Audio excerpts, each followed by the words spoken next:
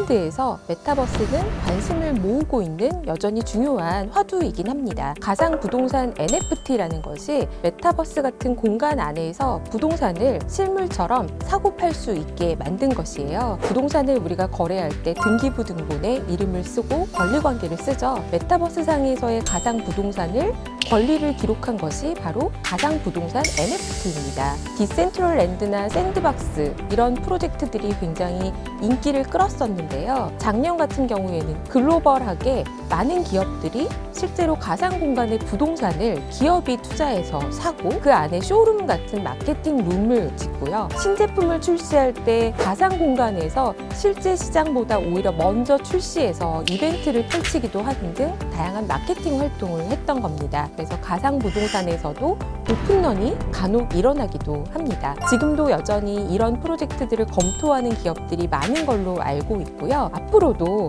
이 메타버스에 대한 관심은 지속될 것으로 보여지고 게임이나 인터넷 이런 산업들이 발전함에 따라서 가상 부동산 NFT에 대해서도 꽤 많이들 관심을 가지시게 되지 않을까. 일반적으로 유통되는 가상 부동산 NFT의 경우에는 오픈시 같은 NFT 마켓플레이스, NFT를 거래한 그런 플랫폼에서 구매를 하실 수 있는 거죠. 사고 파는 것이 자유롭게 되어 있습니다. 하지만 가상 부동산은 NFT로서 일반적인 주식이나 채권처럼 많은 사람들이 공감하는 가치 평가가 좀 어렵겠죠. 그러다 보니까 거래가 그렇게 원활하게 되어 있지는 않습니다. 따라서 내가 사고 싶을 때는 살 수 있지만 매도할 때 바로바로 매도할 수 있는 황금성이 높은 것은 분명히 아니라는 점도 명심하셔야 될 것 같아요. 금리가 인상되고 있는 구간에서는 나스닥이나 코스닥이나 기술주들이 상당히 조정을 많이 받았죠. 금리가 인상되는 국면에서는 먹고 사는 것이 훨씬 중요해지기 때문에 미래기술보다는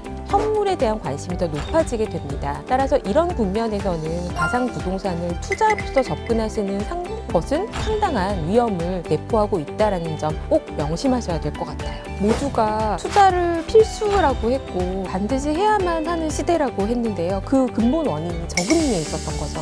그런데 금리가 상승하는 국면에서는 투자할 수 있는 걸 찾기가 그렇게 쉽지 않은, 녹록치 않은 환경입니다. 내가 지금 투자해서 대박을 내야겠다 이런 기대를 하시기보다는 차곡차곡 저축을 하시면서 기회를 보시는 것도 방법이라고 보여지고요. 이럴 때일수록 자산을 배분해서 관리 가능하도록 가져가는 것이 가장 중요한 시점이라고 생각하고 있습니다.